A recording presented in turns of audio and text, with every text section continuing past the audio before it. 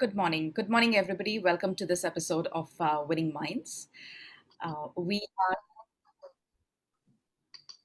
an inspirational storytelling platform, and the whole idea is to capture the stories, journeys, and the moments and processes of amazing women from around the world who are content creators and path breakers in their own way. It's a paid forward movement because we hope to bring these stories to you to not just document the work of our authors and guests and content creators, but also to see if we can help you identify some lessons from their journeys and see how they can be applied to your lives.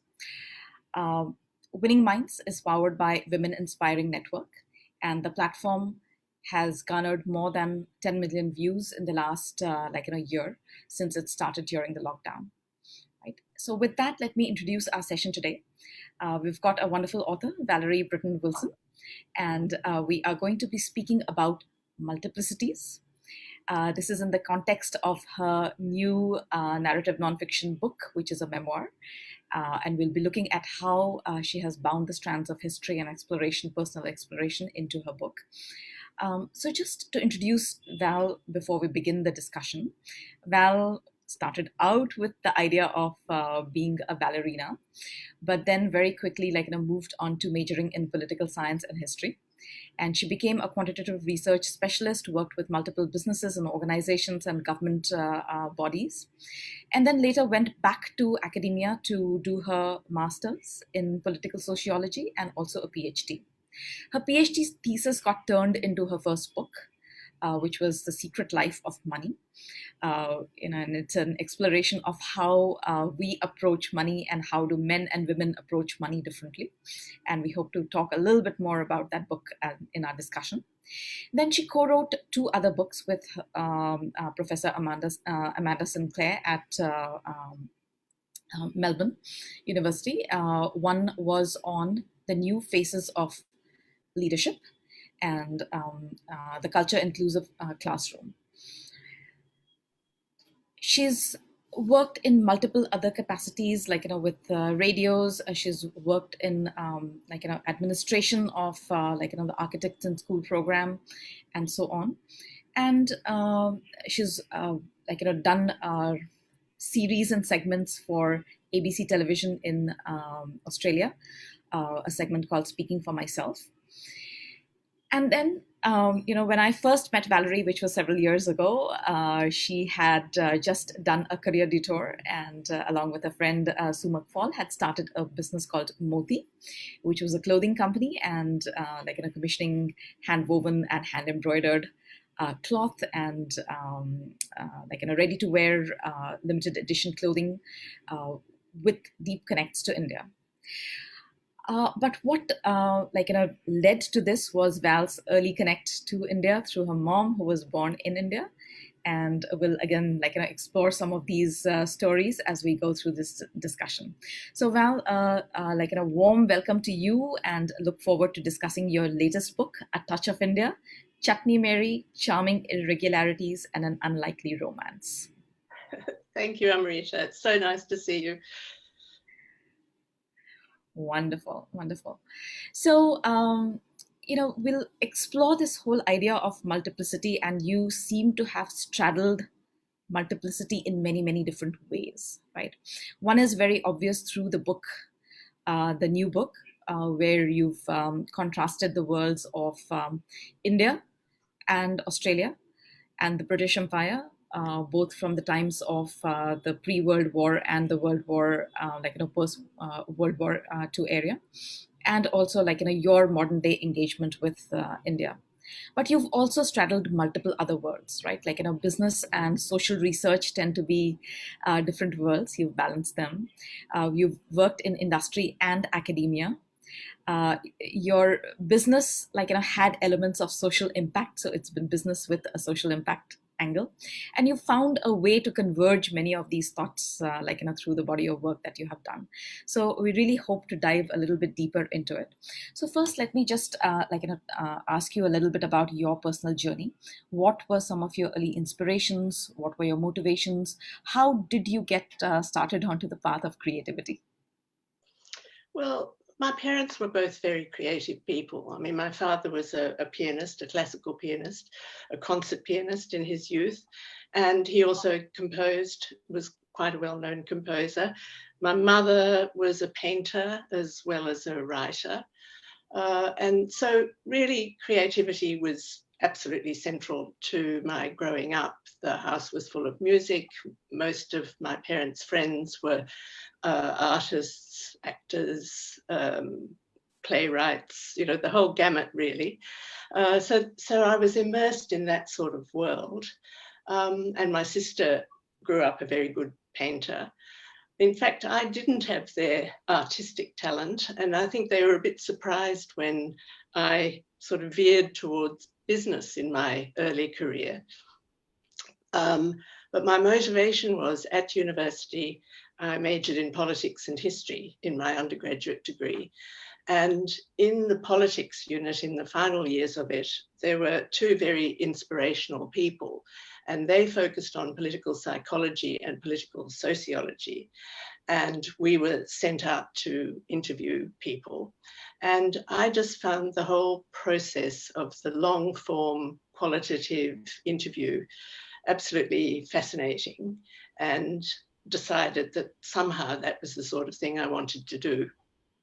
And in those days, there weren't many jobs in that sort of field except in market research. And so that's how I got myself into marketing, but always with the qualitative research. I did in-depth interviews and focus groups. So I suppose that's the link in all the things that I've done, different things I've done in my career, is in a way, it's always revolved around interviewing people, listening to people, writing about people, trying to explain people to others. Mm-hmm. So I think that's really a link, even though the career looks a bit very diverse. Oh, that's fantastic. And you have to, link the dots, right? Like, what people say and what people don't say, and the semiotics Yes. of what they say, right? Yes. How to say it. So that's really fascinating. So, let's talk a little bit about your first book, which emerged out of your thesis. And, a lot of people do PhDs, but not every thesis makes into a book, right? So what was the process like? What was special about the topic in itself that lent itself into making a book?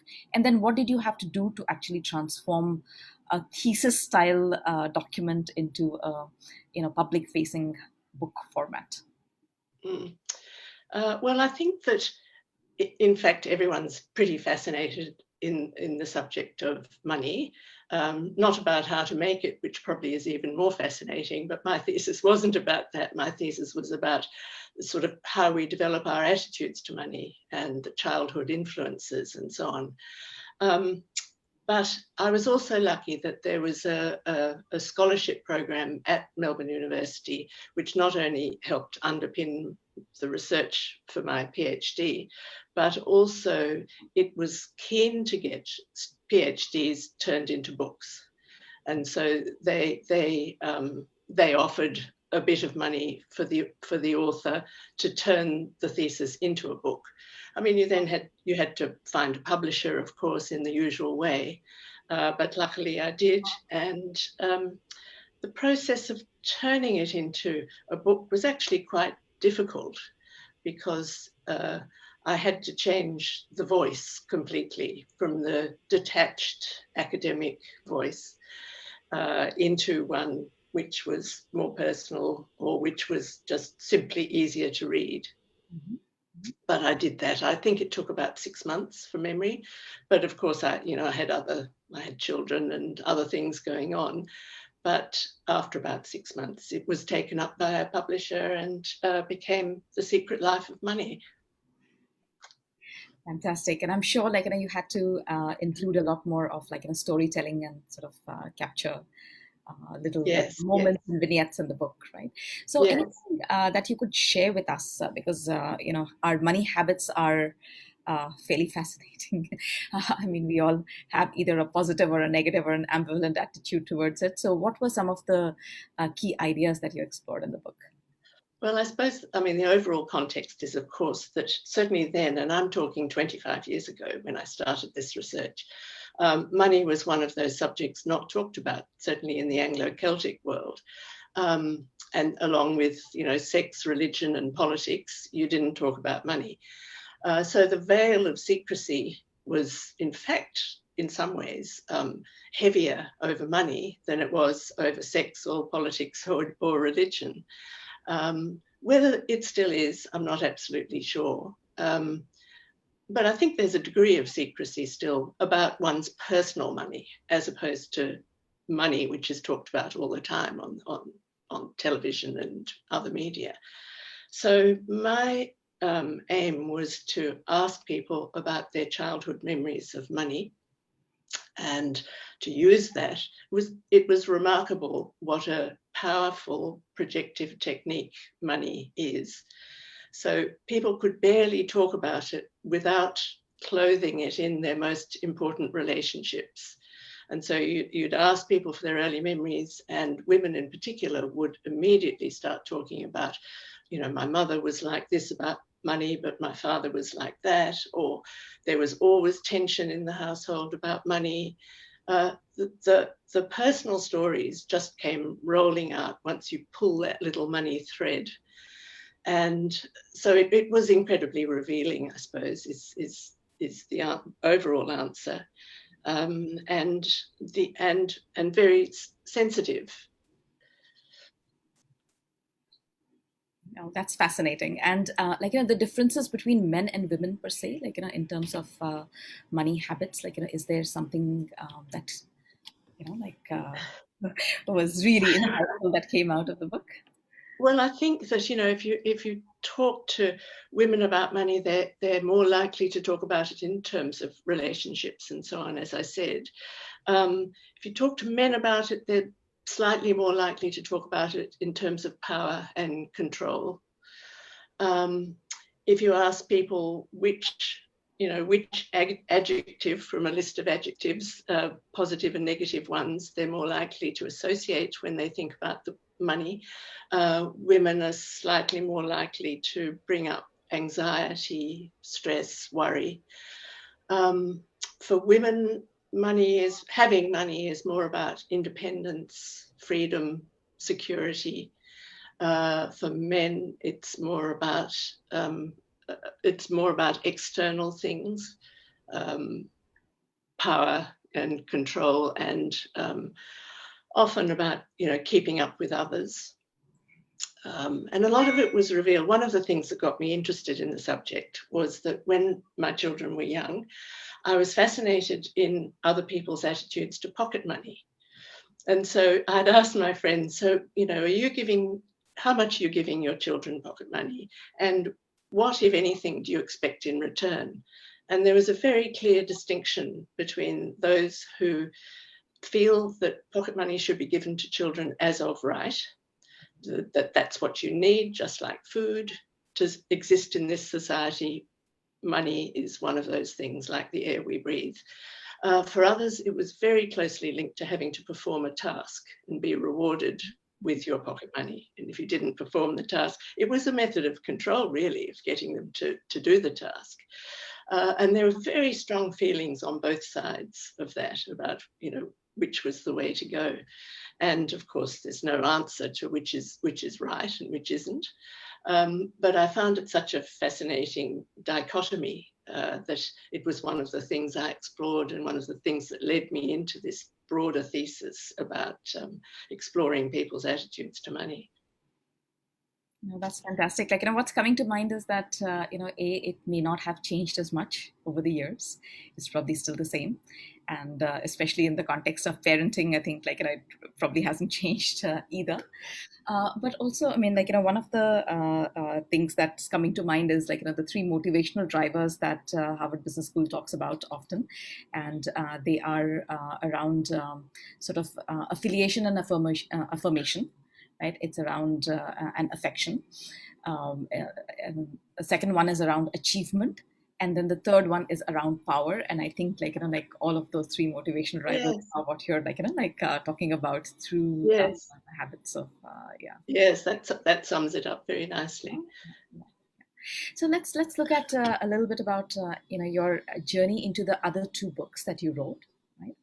And especially the one around leadership, because leadership, you wrote it a while back, and this whole idea of and those times, perhaps the command and control leaders were there, and what you wrote about trying to look at um, you're talking about crossing different kinds of borders, physical, cultural, linguistic, socioeconomic, and emotional, which are leading into the leadership styles of people.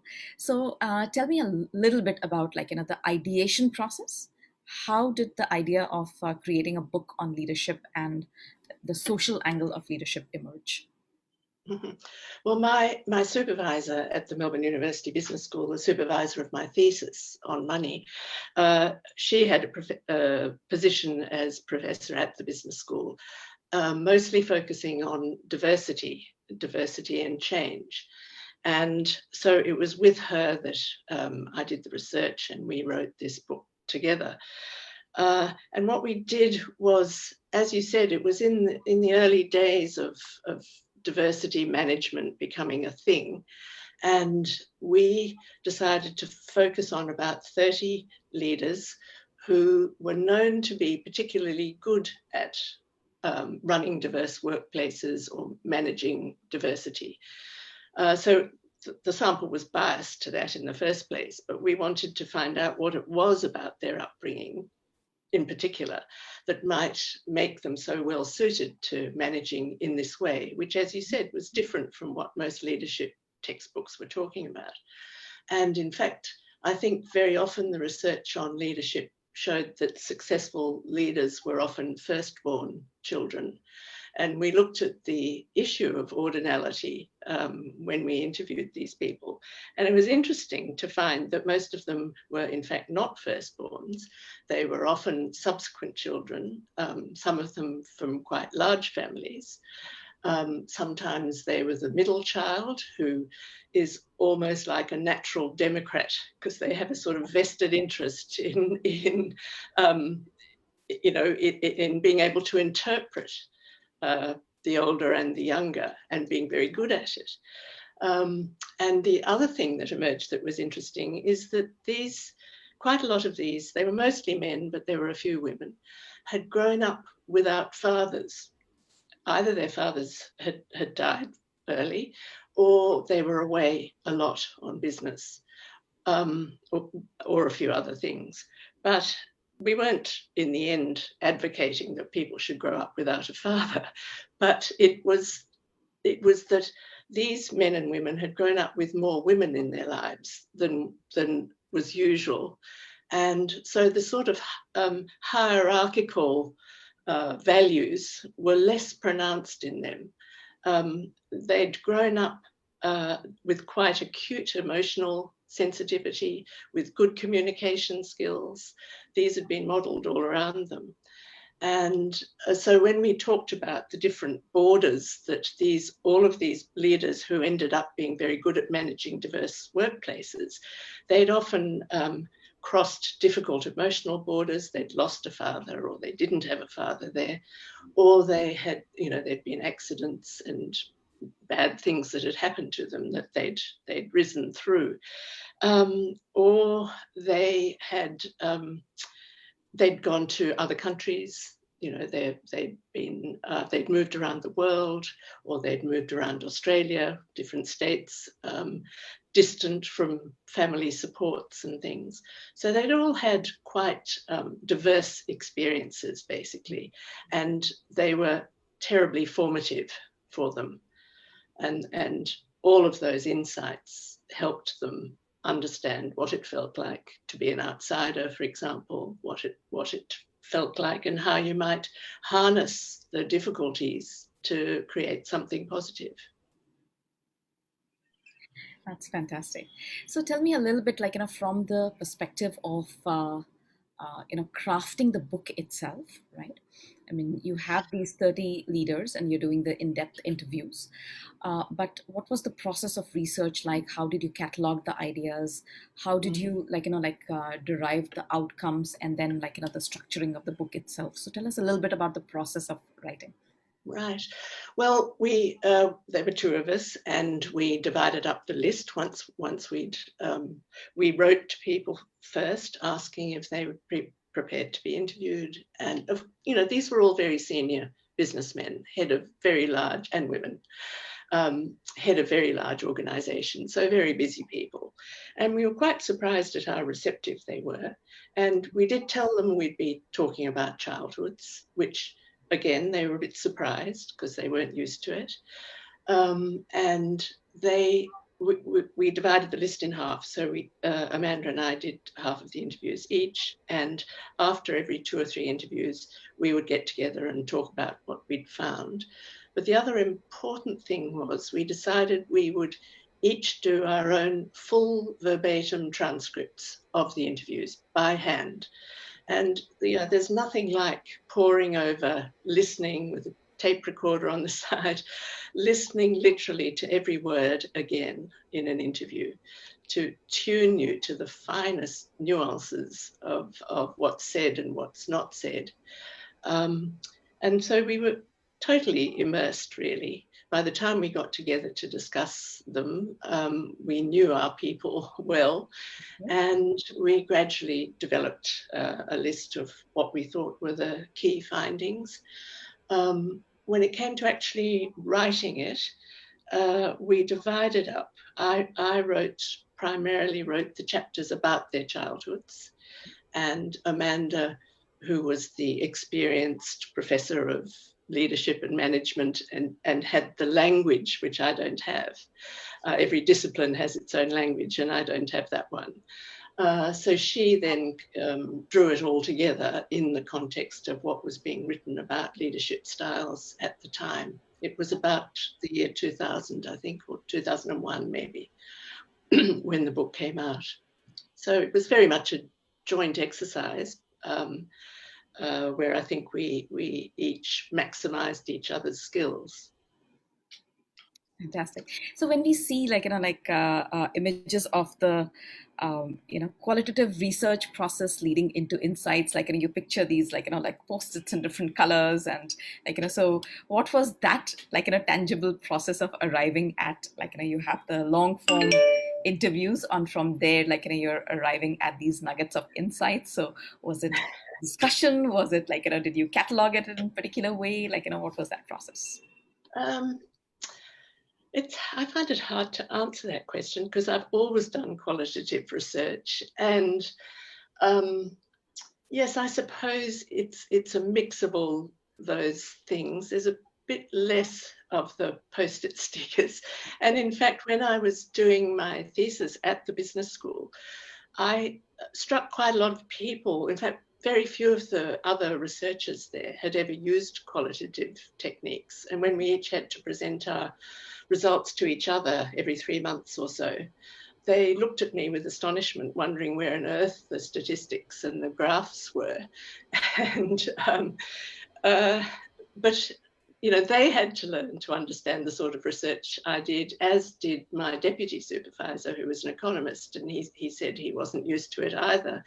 And by the end of the 3-year process, he said he had come to understand the value of the insights you can get from small sample work. And there were computer programs that just coming in at the time that helped analyze qualitative data. But to my mind, they were just too reductive. They reduced it to the point where you thought, what's the point of it being qualitative? So no, it was a mixture of sort of instinct, discussion, bits of paper, the whole lot. And we trusted each other. I suppose that's the other thing. Yeah, I think that's really critical, in a collaborative project, that you do trust, the insights and ideas and the information coming, right, from each other. So let's now move into your new book, A Touch of India. It's a very fascinating title and a very fascinating story. So firstly, what compelled you to write this book? Because you are going back into history of the early 1900s and 1940s and so on. So why now? Why now? Well, I suppose I have to go back in time to explain it for the listeners that my my mother was born in Bombay in 1921. She was Anglo-Indian. Her father was half Indian. So she grew up, and she went to art school after she finished. She went to the Sir J. School of Art, a very famous art school in Mumbai. And she then got a job with the Illustrated Weekly Times of India, where she had her own page each week, which she used to write and illustrate. And during the war, the war came, and she got a job with the British Censor Office, where she had to censor books and magazines that, in case they inadvertently gave away any information to the Japanese. And so she was very much brought up in the British tradition.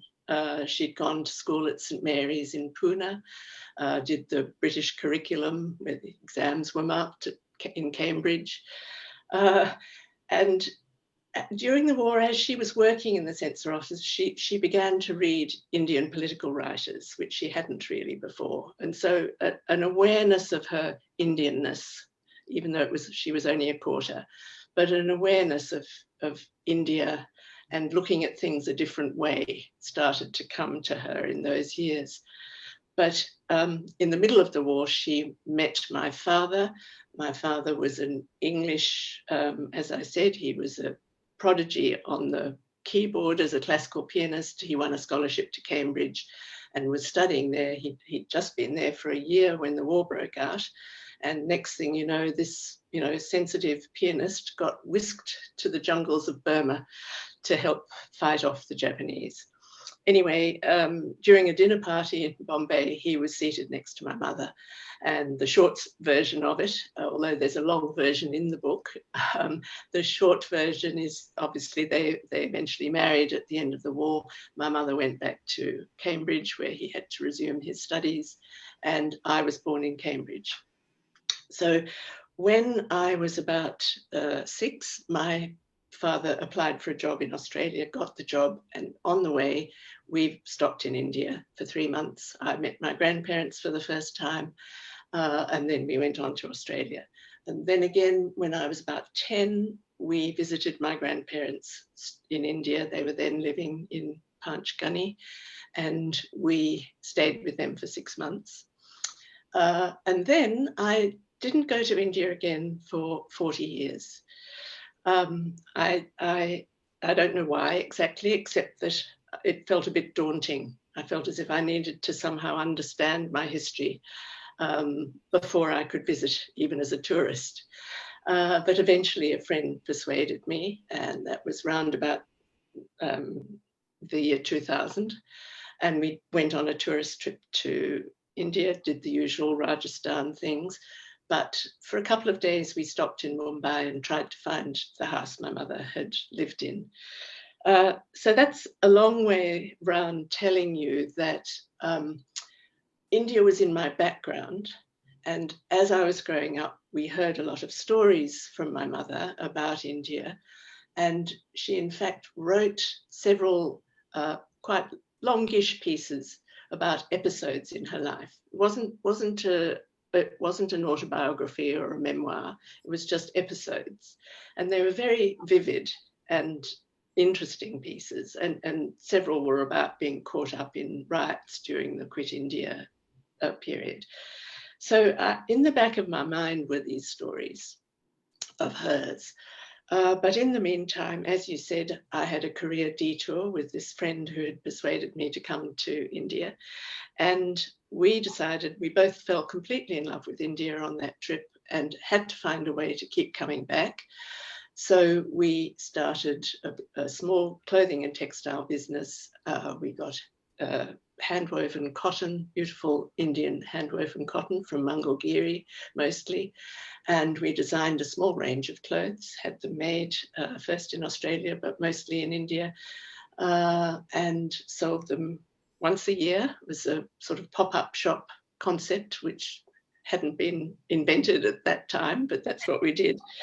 And when I was coming to India then every year, usually for about 3 weeks, occasionally twice a year, but mostly only once, every day, at the end of every day, I just wanted to write down all that I'd experienced and seen. It was just so fascinating. It was all so lively and so different, and I wanted to share it with my friends, with my family. So I'd find myself, lying exhausted, because India is completely exhausting for outsiders. I'd be lying on my bed in the evenings, writing on my iPad, long either emails or other documents about what my day had been like. And I suppose those stories just gradually accumulated, and particular people's stories of people we met, for example, just our first driver, who, he'd be our driver for 3 weeks once a year. And when you're stuck in traffic jams with a driver, and when you're two curious Australians who ask a lot of questions, we gradually winkled his story out of him, and, over the years. So, in fact, there wasn't a moment when I started and there had to be a moment when I finished the book, but it gradually evolved, I would say, over about 10 years.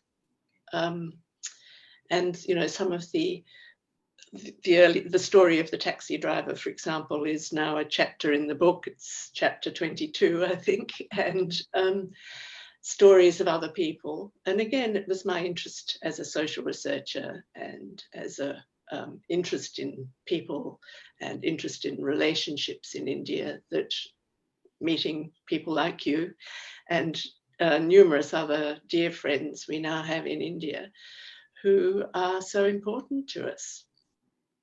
And I guess, this book is a lockdown child. Well, only in its final bits, and certainly the production was mostly lockdown. That's true, and in fact, lockdown's been a bit of a disadvantage to the launch of a book, because, of course, none of the live events can happen. So yes, it's a lot longer than lockdown, actually. Fantastic. So, your book has the words Chutney Mary in the title, right? And that's really looking at this whole notion of multicultural identities and what it means for people, right? And how these identities still persist today, right? So, talk to me a little bit about, you mentioned in one of your interviews that there is there's the White Australia policy, and how your mom engaged with that, or there were some questions, and so on. Mm-hmm. So what was this idea of multiculturalism from the 1940s and post 1940s that you uncovered through your mother's stories, and right. What is the idea for you now today? Okay.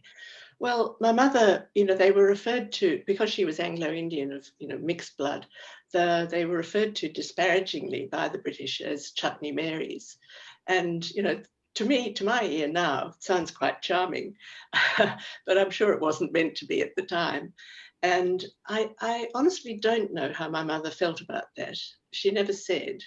And I don't think she suffered from being of mixed blood, but I think she was particularly sort of vivacious and supported and encouraged by her parents. But she must have suffered quite a lot of slights because they moved in a British world at the time.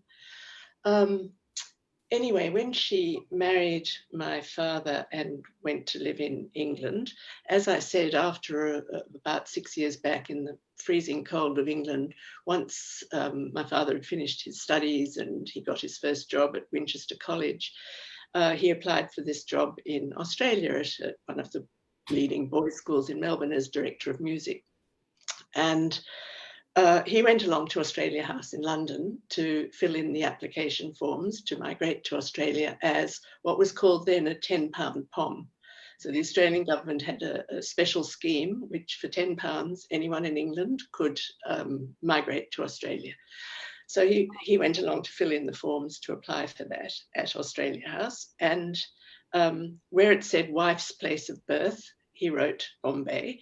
And the clerk behind the desk said, "Oh, Bombay, does she have any actual Indian blood?" And my father said, yes, well, her father was half Indian, so she'd be a quarter. And there was silence. And he said, we'll have to look into that. And the upshot was that someone was sent to inspect my mother and her two little girls in Winchester, just to make sure we weren't too dark-skinned. I presume that was the idea. And they decided somehow or other that my sister and I were fine, but my mother, they decided, was more than 1/3 Indian. I don't know how they got that figure. And that was some mysterious cut-off point, which meant that she couldn't be a £10 POM.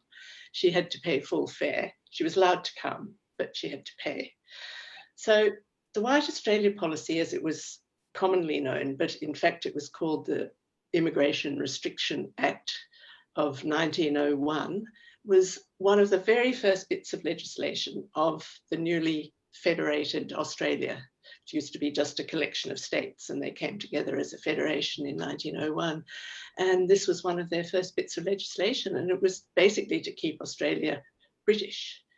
And I think they were worried more about Chinese and a bit later Japanese cheap labour that would undermine jobs. So, you know, it was, and it lasted for quite some time. It was gradually watered down and in fact, more or less ignored, but it wasn't officially off the books until the 1970s.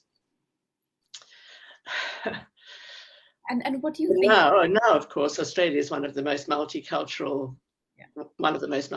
countries in the world, and in fact, the biggest migrant group in Victoria are Indians, and I think they're the second biggest if you look at the figures for the whole of Australia. So they've long overtaken the British as the major migrant group. And there's a lot of people from other parts of Europe and other parts of Asia and the Middle East and so on, right? Yes. It's really multicultural today.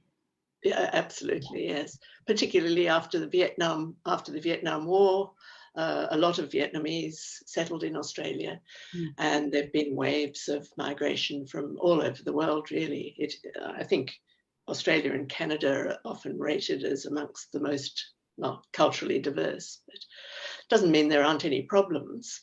There are always bubbling problems, but basically we're all intermixed in a way that was terribly unusual in the 1950s when we came to Australia. Mm-hmm. And so I used to sort of say to my friends in my primary school, because we were proud of our little touch of Indian blood. And I used to say to them, oh, I've got French, Italian, British, Scottish, and Indian blood. And they'd look terribly impressed, but they thought I meant red Indians from America because we watched Cowboys and Indians in those days. That's really interesting. So now let's talk about your charming irregularities part of the title, right? And to some extent, you have lived across multiple cultures, and you started introducing this idea of what cultural identity meant to you, being a part French and part Indian and part so on. So has your idea of who you are evolved over the times, and what has it? I certainly, when I was young in Australia, I've always felt a bit of an outsider. because it was a very homogenous society. And in Melbourne, everyone seemed to know everyone or have a cousin or whatever, and I didn't have any relatives, so I felt that as an absence. But now, of course, I feel totally enculturated. But I don't know. I suppose my sense of my Indianness my little touch of Indianness has increased, but it's increased along with the realization that it really doesn't mean anything anymore. It's so unremarkable, especially in Australia now, where it's so mixed, and to have 1/8 in Indian is nothing. So let's talk about India per se. You started coming from the year 2000, multiple visits, right? And so what shocked you and what was funny? So are there, I'm sure there are enough stories and moments in the book. So tell us a little bit more about those. Yes, okay.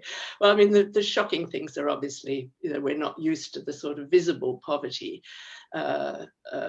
We have homeless people, we have people living on the street here, but it's not so often hard up against wealth as it often is in India.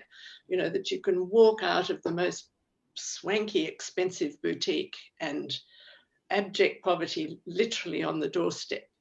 So it's constantly it's a constant, and that's quite hard to get used to. And but everyone's aware of that. Every time I got back, my mother would say, and she'd only visited once in the 80s, but she'd say, "Did you still like it?" And I'd say, "Yes, we love it." And she would say, "But what about the poverty?"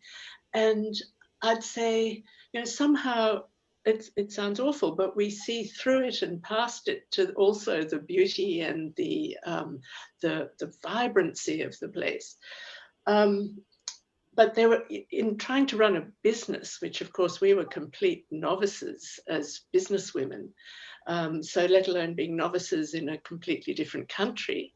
There were things that were hard to get used to. It was hard to get used to people not wanting to ever say no.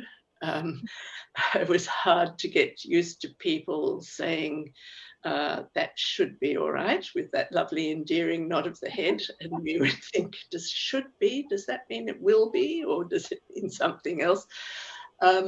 We found it hard to get used to things like, one year we ordered 200 meters of black silk cotton mix.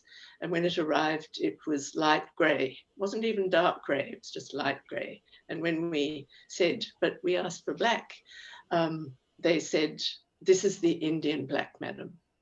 So we found it hard to get used to the fact that people didn't like to admit mistakes or apologize, but they often would rectify things. So they moved straight from, the mistake to action, to do something about it, without the phase in the middle, which for us would have been an apology. And the other thing that I think was just a really basic thing that our suppliers never got used to, which was not telling us when a courier package was going to arrive, because they couldn't understand that it was possible that no one would be at home in Australia. Because in India, there's always someone at a home. Doesn't matter how rich or poor, there's always someone. So we had constant difficulties trying to get notification if goods were about to arrive. No, that's, doing business with India has its own pitfalls. I'm kind of remembering a story from another friend who was exporting to Germany for Escada. And a particular process of raising her production standards and quality controls to ensure that it met luxury production standards. And then suddenly in one shipment, one bag of clothes had a dead mosquito.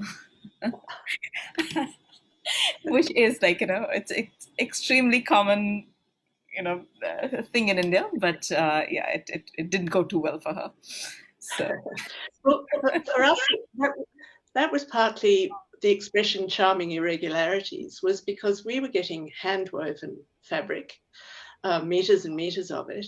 And because it was woven by hand, there were differences. You know, one minute it would be a tight, slightly tighter tension. Maybe mother had taken over from child doing the weaving, or maybe they'd stopped for lunch. And so we often got rolls of fabric with a little grain of rice in it or a chicken feather. And although the, Australian customs wouldn't have liked that very much. And obviously we always had to wash the fabric. But for us, that's what signified the fact that it was hand woven. And that's where you could feel the work and the sweat that had gone into it, which you don't get with something that's perfect. No, I think that's the the sustainable fashion lens to that industry. But tell me a little bit about the actual process of writing the book, because it's a long one. It's about 300 pages. You've got history, you've got your personal memoirs, you've got travel, travelogue. There's a lot that's packed into it, right? So, and you're spanning a long time period from the early 1900s to sort of today. So almost 100 years plus, perhaps are being covered in the book. So how did you structure it? How did you define the chapters? What was that process of for you? Well, I like short chapters. So although it's long in terms of overall pages, quite often the chapter ends, partway through a page, and therefore it adds up to more pages at the end of the book. But I also like to read every line in my head as if it's being spoken, so that it reads easily. In terms of the structure, the two main challenges. One was trying to work out a way to interweave my mother's written episodic pieces, which were in no way sort of chronological. They weren't a life history. And I didn't want it to be a biography. So her pieces were episodic, and I had to find a way to link her pieces with my stories of of our experiences in contemporary India. And sometimes it was suggested that perhaps I break up her stories into smaller bits and intersperse them throughout the book. But I decided it was better to leave her pieces as whole pieces so that you got immersed in them as separate chapters, usually separate chapters in their own right. Sometimes I mixed them within a chapter, but not so often. And I think that worked quite well. And I think it was helped by the fact that I'm told that our voices are very similar. And so her writing and my writing, people say, is very similar, so that it can be read in quite a seamless way. And some people said that had I not either changed the font or I slightly indented her pieces, they wouldn't have known necessarily that it was a different person's voice. I think that was helpful. Some people might think it would be better to have sharp contrasts, but I think it eased it for the reader, I hope. And the other structural was more a personal element. First of all, I had to let go of being a social researcher. I had to make it more personal. I had to include my reactions, which, as a social researcher, you always keep yourself well out of it. So that was difficult for me. In fact, to put myself into it. It required a sort of conscious effort. And in particular, during the process of writing, I discovered this trove of love letters that my father had written to my mother during the war.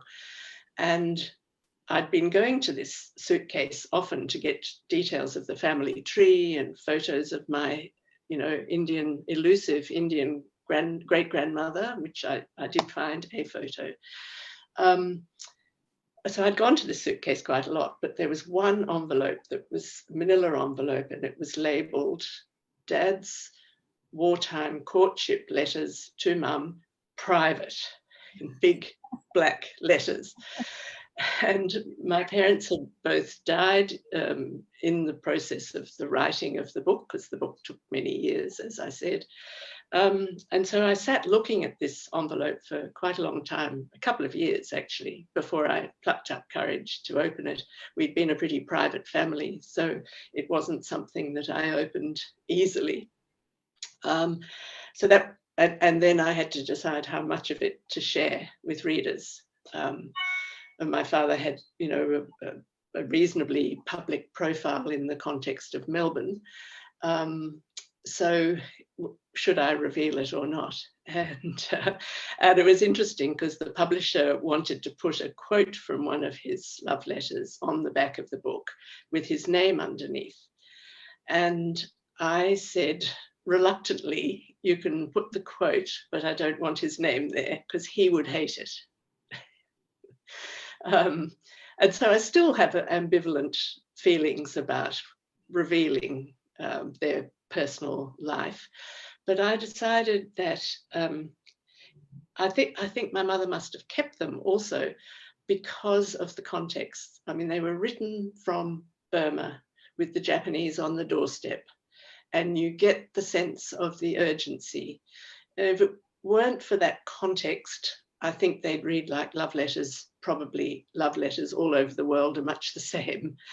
But it's that unique context, I think, that made them more than just publishing sentimental letters. I think there is so much of trust involved, right? Like a trust in filtering what story to tell and how to tell it and how to narrate it.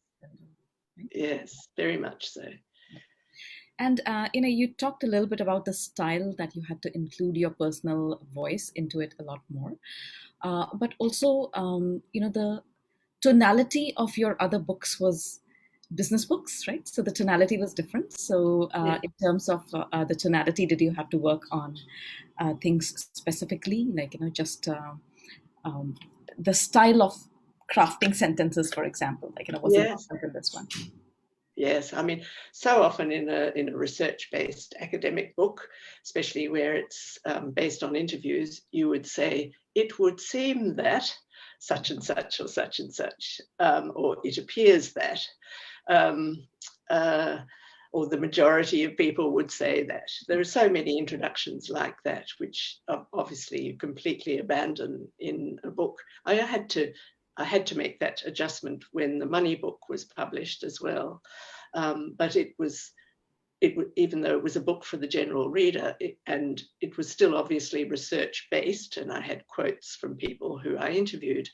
In the case of A Touch of India, I just had to put my own self into it in a completely different way and avoid those sort of detaching introductory sentences or words that, are very, well, they're just impersonal, basically. So yes, there was a definite change in the tonality and the specific words used. That's very interesting. And so let's talk a little bit about the business of publishing itself, right? Because how was the process of engaging with your publisher and the editor? You've done it multiple times. So how do you, since this was a memoir, what part did they try to change and you had to, put your foot down? So just some part about that particular process. No, there wasn't much change. There were, when a literary agent picked it up first, and he had a few rejections first, and he asked me to change the order of the paragraphs a few times.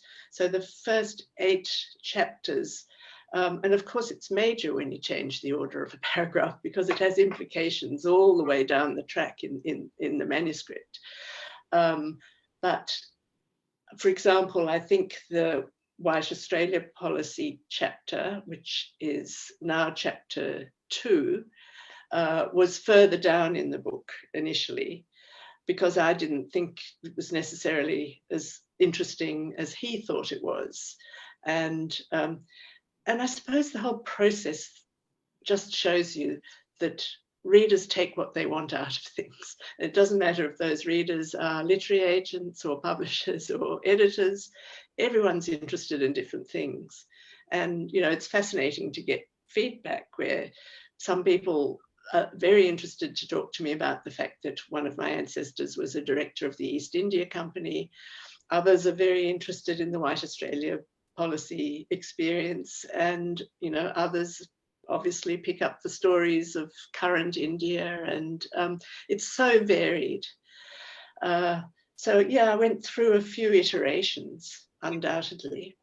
There wasn't the editor. I had a very good editor who I just trusted. He sent some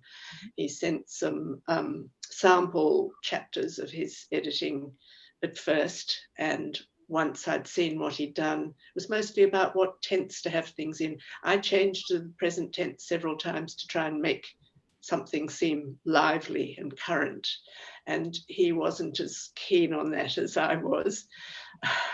And I decided to trust his judgment. He was very experienced and lectures in editing and so on. So I think that was the main thing. And the general thing, of course, is that publishing is very difficult at the moment, and publishers aren't keen to take risks. And, you know, a memoir of someone who isn't particularly famous is low on the list, I think. So it wasn't easy to get a publisher. But I think what's come out, I'm very pleased with the way it looks. I wanted to have a book. I'd never particularly liked the covers of my previous three, and I wanted to just be sure that I really liked this cover and the feel of it. I wanted it to feel nice in your hand. And I think, well, I hope readers feel that it does feel nice and it does look nice. And from what, like, you know, I'm hearing, it's so much more than a memoir also, right? There's a lot Yes. of social anthropology and, like, you know, history and, like, you know, Yes. like the whole, you know, I guess, global movement and migration and global, I guess, like, you know, identity equations, all of that is a part of it. So there's a very broad landscape going beyond just, like, you know, the personal memoir. And yeah, well, that's why it's called A Touch of India, because there's a touch of history. You know, I put little dollops of history in where it seemed relevant, but I didn't want to sort of beat people over the head with history. So it's certainly not a history book, but it includes little bits. There are bits of travel experience. There are bits of, obviously, there's quite a lot of memoir. But there's a touch of textiles, a touch of travel, a touch of history, and it alludes to the fact that I have a touch of Indian blood. It's a very clever name.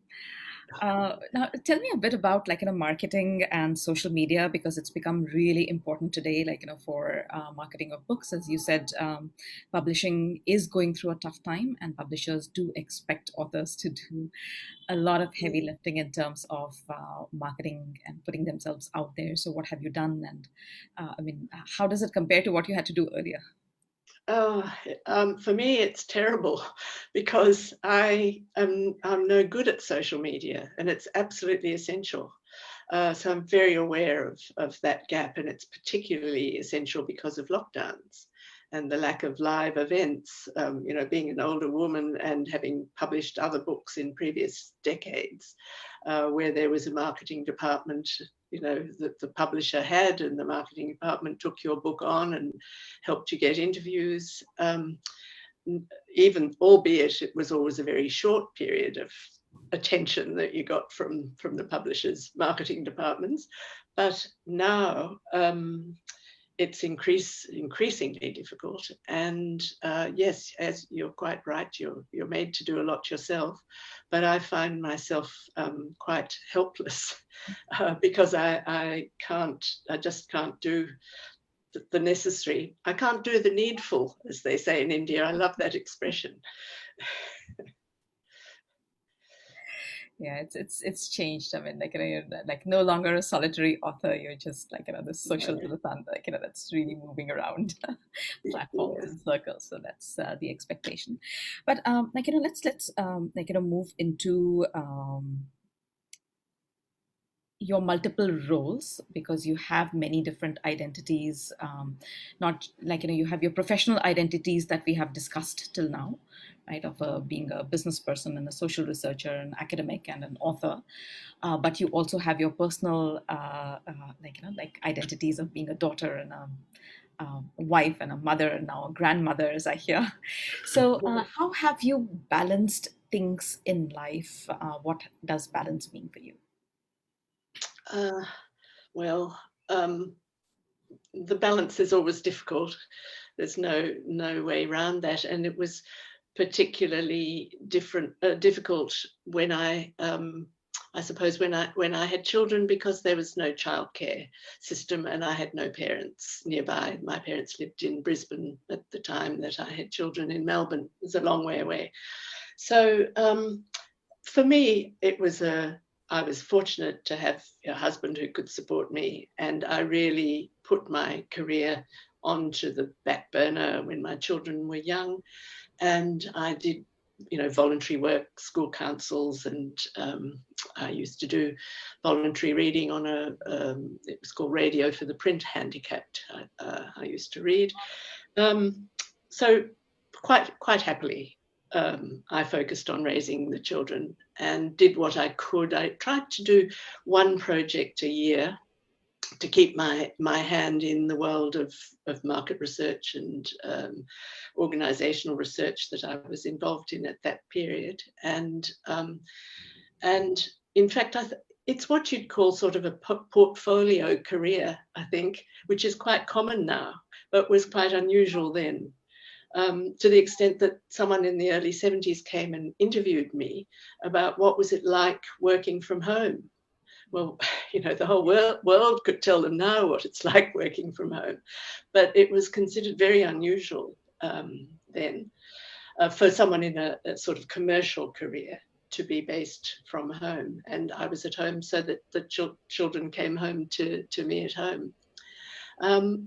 So, yeah, it's been a balancing act all the way through. And I think women are particularly good at juggling multiple things. They've always had to, and we can, chew gum and walk and write a book and raise children and do the shopping and cooking. Somehow we manage.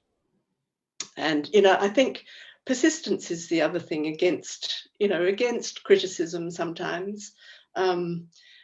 My husband wasn't terribly keen on me starting the clothing business because he'd only recently got out of business and didn't like business. And he thought, what on earth are we doing in this family where someone now goes into business all over again? But I was so determined to have some connection with India and do it this way that I somehow managed to ignore it, and he became very supportive, so that was fine. And the same with writing a book. It's hard to give yourself time to do it. It's not regarded as real work often, and so I used to give myself Tuesday mornings basically, and no matter what, I wrote on Tuesday mornings. This was probably in the last 8 years, I'd say. And that way I got through what I wanted to do, and I didn't feel frustrated. So, advice to people is you really just have to persist against the odds and be a bit disciplined about setting aside specific times. I think it makes it easier for everyone if you say this will be the time I'm writing, and expect that they'll respect that. And I think it goes more smoothly that way. You feel less frustrated. If you were to give any advice to authors or women who want to become authors, but have to either balance things, or how would you anything specific for them?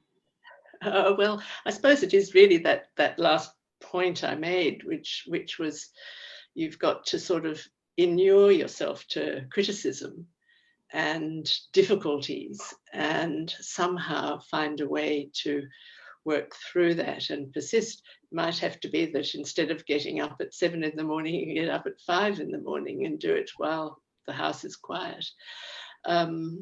It just is. There's no way around it. It's just difficult, and you have to just do it. Well, it's been a really fascinating discussion. I'm so glad that we had this conversation today, and I'm sure our listeners and viewers will take away a lot of insights about the book, and I hope they pick up the book, but also about life lessons from your personal journey. So as we wrap up, any final words of message for the young women out there? Oh, well, as I said, just keep at it, young women. You're all amazing. So just keep going. Persist. Thank you so much. Thanks so much, Amrita. It's been lovely to be with you. It's almost like being in India again, and I've missed it so much. I know. I mean, we have to catch up in person. But it's just telling me that we could have caught up over Zoom earlier too. Yeah, so let's keep in touch. Yeah. Okay, thank you so much. Thank you, everyone. Thank you. Bye.